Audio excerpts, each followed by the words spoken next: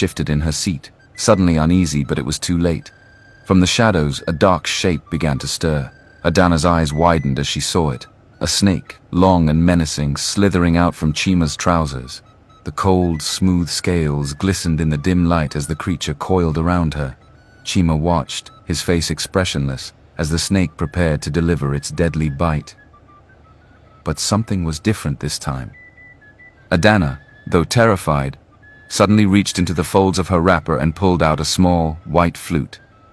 Without a moment's hesitation, she blew into it, and the sound that came out was sharp, piercing, and filled the air with a strange energy. Chima's eyes widened in shock as the snake froze mid-strike. It hesitated, confused, its eyes now locked on Adana instead of its usual prey. She blew the flute again, and this time, the snake slowly turned away from her and slithered back toward Chima. Chima stumbled backward, fear flashing across his face for the first time. The snake, now under Adana's control, coiled around him, tightening its grip. Chima gasped, struggling for breath as the serpent constricted, its fangs hovering near his neck. How did you? Chima stammered, his voice barely a whisper. Adana's face was calm, her eyes cold and steady. You're not the only one who knows how to control a snake. It's time you paid for your wicked acts. Also, remember to say hi to Nkem. Before Chima could respond, the snake struck, sinking its fangs into his neck. The venom spread quickly, paralyzing him almost instantly. His body convulsed, his breathing shallow as the life drained out of him.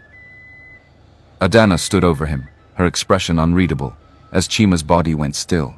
The snake loosened its grip and slithered away into the darkness, leaving Chima lifeless on the floor.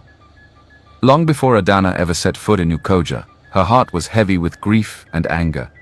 The reason she had come to the village wasn't just to visit her aunt, it was to find answers. A few months earlier, she had lost her closest friend, Kem, in one of the mysterious deaths that had shaken the nearby villages. The pain of losing Nkem had cut deep, and Adana had made a vow to herself that she would find the person responsible. Nkem and Adana had grown up together, inseparable since childhood. Nkem was full of life, always laughing, always bright. They had shared everything, from their dreams to their deepest secrets. One evening, Nkem had told Adana she was seeing someone new, a man she described as tall, handsome, and charming, someone who made her feel like the only woman in the world. But Nkem never mentioned his name. She only said that this new man had something mysterious about him, something she couldn't quite explain. 2 weeks later, Nkem was found dead. Her body lay in the village square, cold and pale, with strange bite marks on her neck, just like the others. The village mourned her loss, but no one had answers. Adana was devastated, and her grief quickly turned to suspicion. Who was this man Nkem had been seeing? Why hadn't she revealed his name? And why did no one know anything about him? Adana couldn't let it go. She knew that her friend's death wasn't some random accident.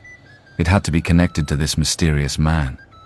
Her instincts told her that something dark was at play. So she began asking questions, quietly, carefully. She wanted to know everything there was to know about the recent deaths, and soon enough, her search led her to Ukoja.